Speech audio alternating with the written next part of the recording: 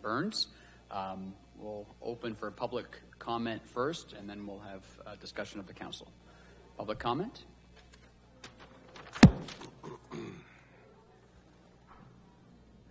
You can't repeat anything you already said, though. Just start where you left off. I've already heard it. I'm just awed and awe of what just happened.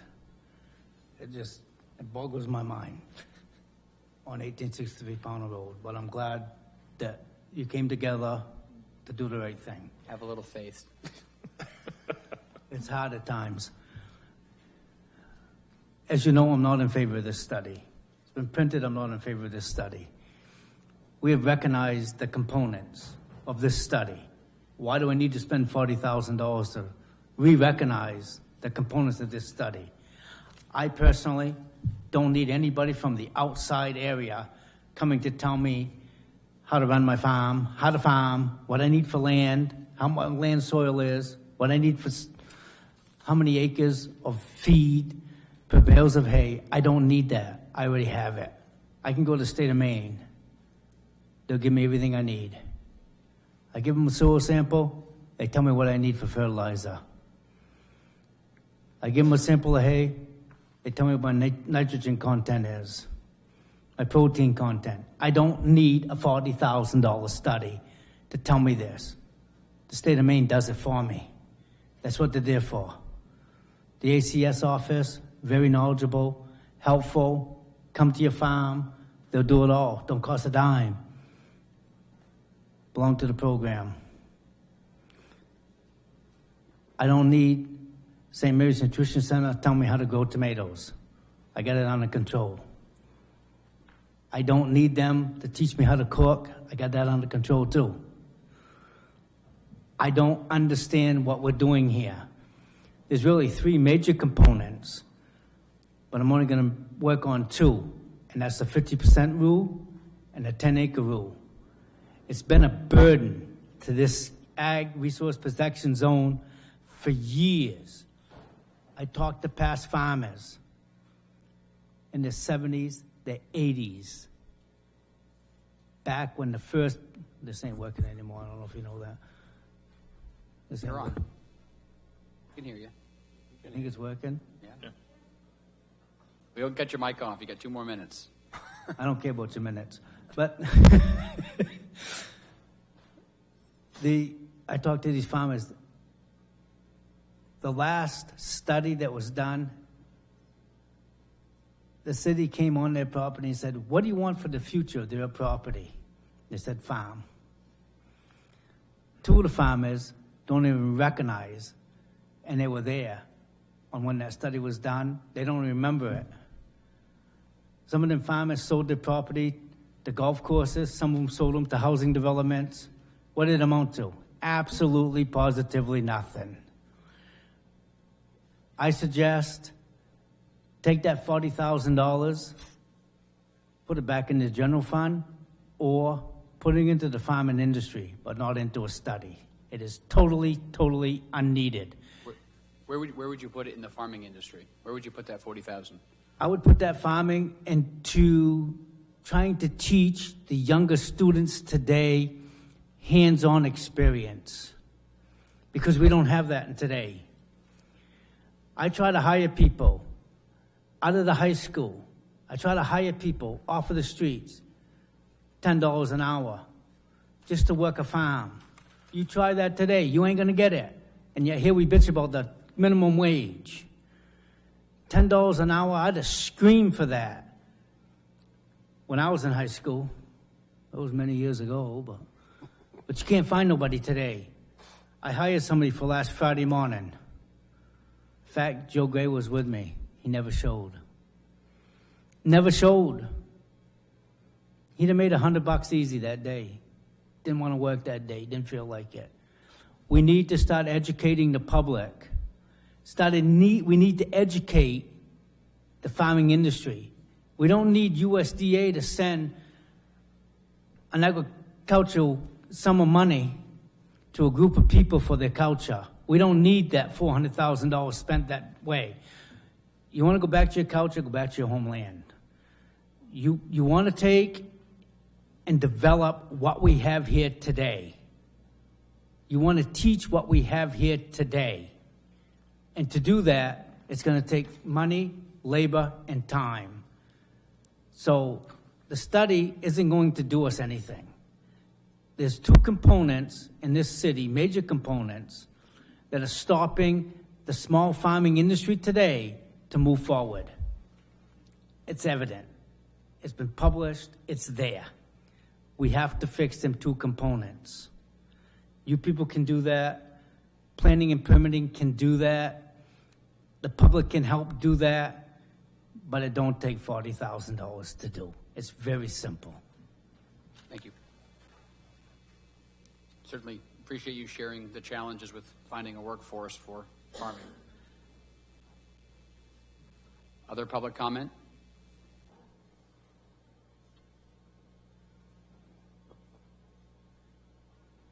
Hi, Kirsten Walter from St. Mary's Nutrition Center. The council knows that I support this plan and study.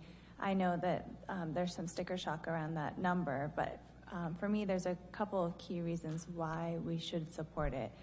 I want to be clear up front for anyone that is curious about why I'm advocating for it. The Nutrition Center isn't directly benefiting from this at all. We're not receiving any of that money. We're actually trying to bring an additional $10,000 to the city to support it. We are bringing, our advocacy is around making sure that this community does support farmers and farm businesses as an important part of what makes up this community and an important part of our economic future. So that's my bias. That's what we are bringing to the table and why I support this. I think when the original zone was created, that it fit the goals and the values of the city at the time, and it fit farming at the time. And so it was the right thing to do at that time. But our agricultural community has been ignored for the most part by the city for a generation. And so it's time to revisit how to best support our farming community and farm businesses. The nature of farming businesses have changed significantly in the last generation and in the last 15 to 20 years.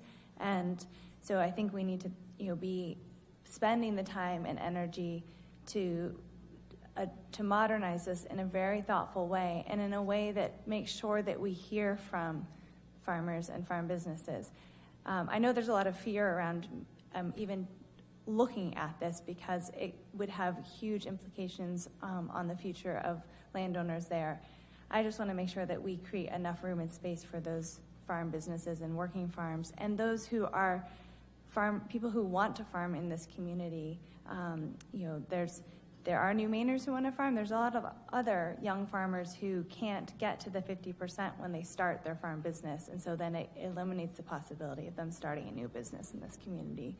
I would really appreciate hearing that workforce issues were brought up, because I think that's one of the key things that the study could help identify is how can other initiatives around workforce support farmers and support that industry.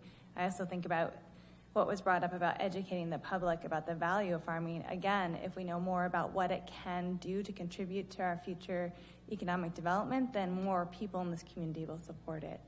So I know that we know there's a lot that doesn't work. That's really clear. I do think it's going to take some outside expertise and a process that really makes sure that those who are the most critical stakeholders, which I think are our farmers, are heard. Thank you. Thank you.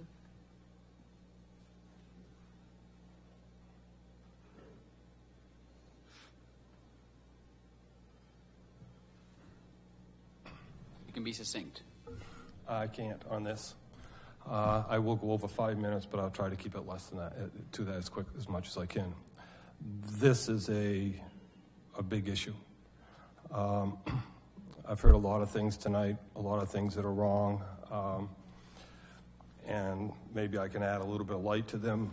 First, similar to my good old friend Bob Spenser, I know that most of these people in this room have no idea who I am or what I did for this city. Leroy does. He'd be the only one.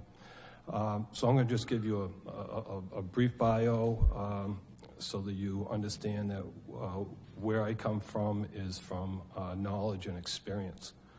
I was the city's first zoning officer in 1979. I proceeded to associate planner, assistant planner, to principal planner, to director of land use planning and code enforcement. I supervised the department for 13 years in that position with 11-person staff. It was a model for the rest of the state to change how they dealt with planning and zoning as a co-efforts trying to reach the same goal.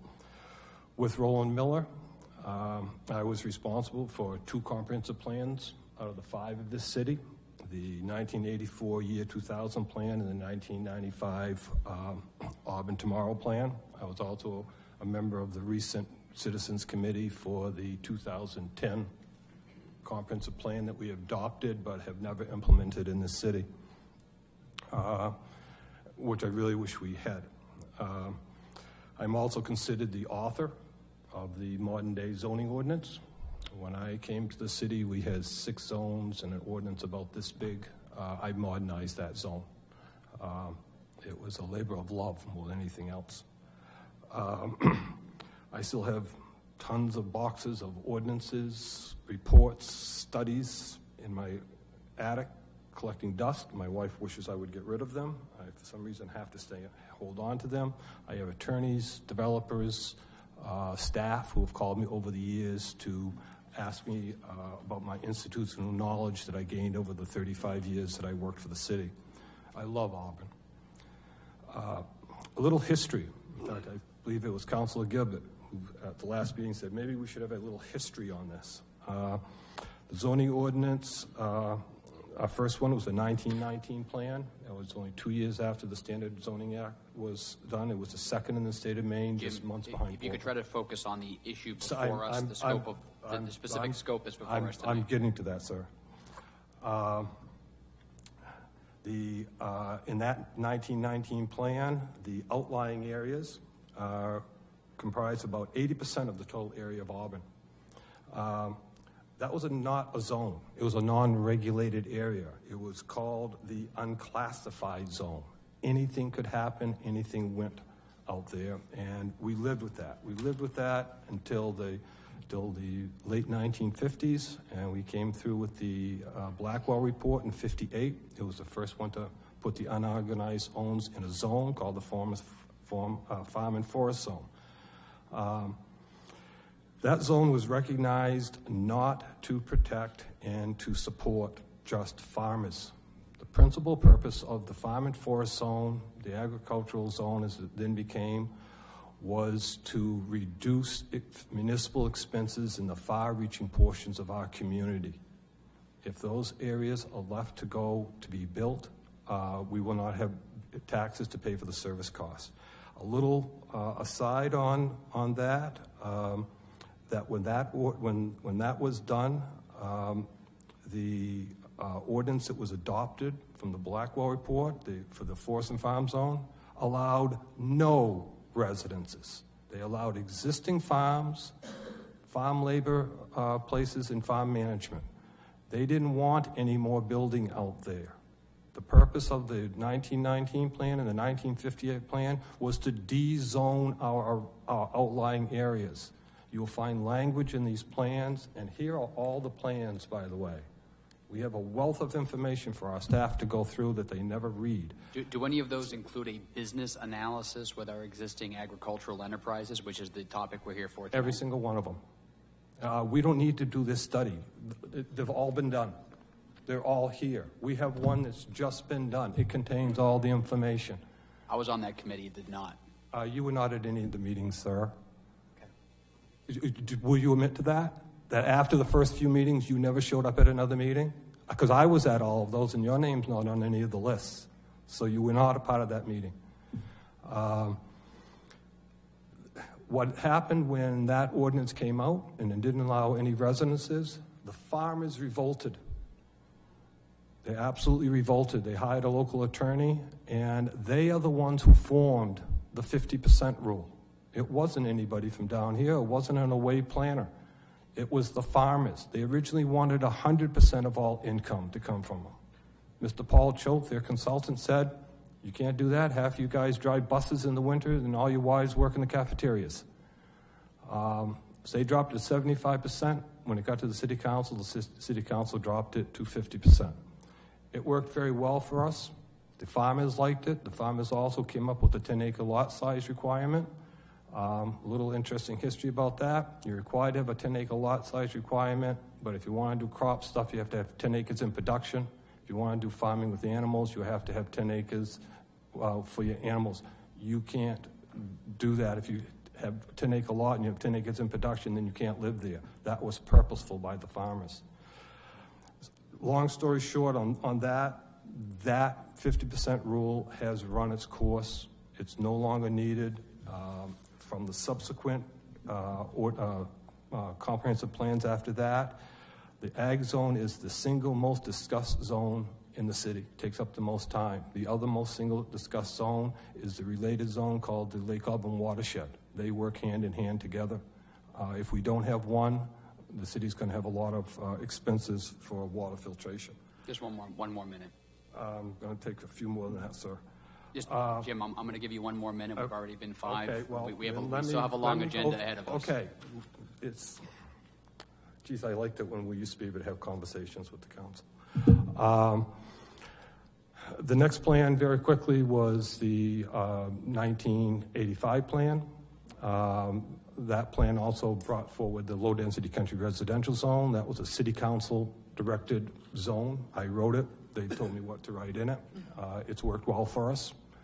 It's put in places where farming has gone out in the inner core of the city, and residential could go in, South Witham Road, a bunch of others. Just a little aside I'll talk about after. The city council who initiated that plan was sued by citizens, and they lost. The citizens won.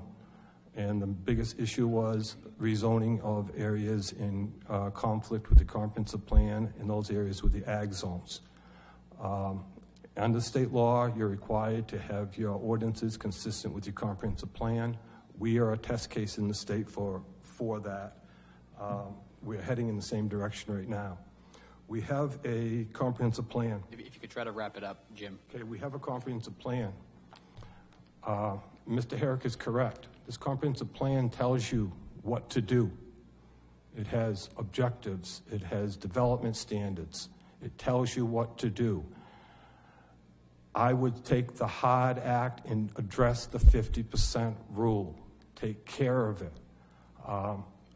People also have to know is, the lady who just spoke in front of me, we love farming in this town. Do you know that every single zone in this city, excepting for the zone we're in right now, the neighborhood business district and the general business zone, allows farming and promotes farming? So are we going to also study all of those zones as well? A little thing about the zones, the ag zone is not 40% of the city. It's actually closer to 44%. We have an accurate measure. It's 18,525 point something acres. Of that, only about 2,000 is being used. So there's not a whole lot to study. The thing to do is to study the 50% rule.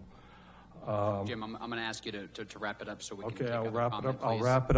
wrap it up and through here is there is no place in the 2010 plan that tells you to do these studies. We have lots of studies that we're supposed to do. They're all in here. There are a lot of other things we're supposed to do. None of them are being done. These are the important things that need to be done. They're not being done. Let me jump down to this. So my suggestion is that you save the taxpayers' money and all of this costs. We have all these studies. Challenge the planning staff. We have a professional planning staff, just like we did back then. Have them review these ordinances. They are professional enough to do a study.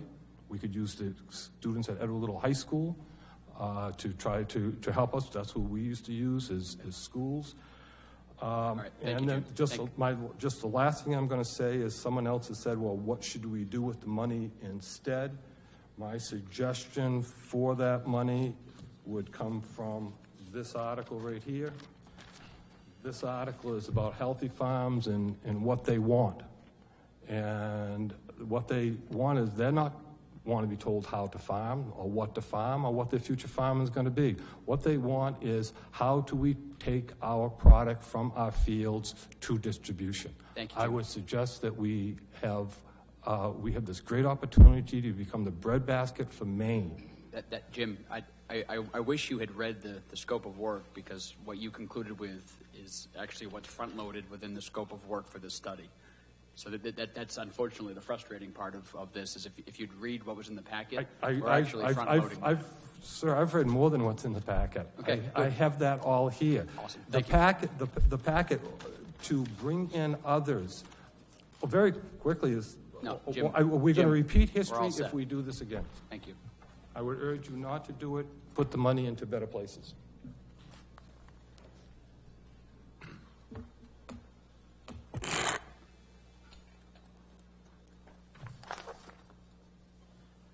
Joe Gray, Cypress Mill Road. I know that most of you, except maybe Councilor Walker, who has property in the ag zone, most of you don't know anything about it. The 50% rule they're talking about is the big sticking point. You have to earn 50% of your income on that property in order to build a house there. So it's a definite roadblock to having more farms in Auburn. The 10-acre minimum is also a bit of a roadblock, because we have a lot of people who live in the ag zone who would like to do stuff, but they don't meet the 10-acre minimum. Most people who live in the ag zone are not farmers. There's actually very few of us who are farming. It would be nice to have more people to farm, but we don't need a study to tell us that. Everybody in the room tonight has told you the big problem is the 50% rule. That's what we need to key on. We don't need the City of Auburn's help in how to get food from 8 miles down the road in here to sell it, or even to Boston to sell it.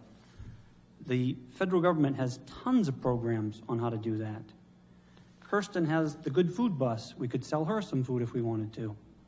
We all know how to get food to where it needs to go. We don't need your help. We don't want your help. Another problem with this study is goal number 1, to figure out what people are producing and establish a database. Well, how quickly is that going to be outdated? Who's going to maintain that database? You're going to hire more people to maintain the database to figure out who's growing what out in the ag zone? To be perfectly honest with you, we don't live in the Soviet Union. You don't need to know what I'm producing. It's really none of your business. If I want help, I'll come to you. And as far as the gentleman over here saying, reassess everybody in the southern part of the city, feel free. But there are lots of federal programs that we can do to protect our land. We can put it in farm and forest, or just forest. We can put it in conservation. There's lots of stuff we can do to keep the assessed value low. So it doesn't really matter. We don't need the city's help except with the 50% rule. And for that, we don't need to spend $40,000 or $50,000. That, when this first came up a couple years ago, the city manager said that we were going to have a meeting. Farmers in the north, farmers in the south, and talk it out. That's never happened. Now all of a sudden we want to spend $50,000 to do something that we don't need to do. It's a complete waste of money.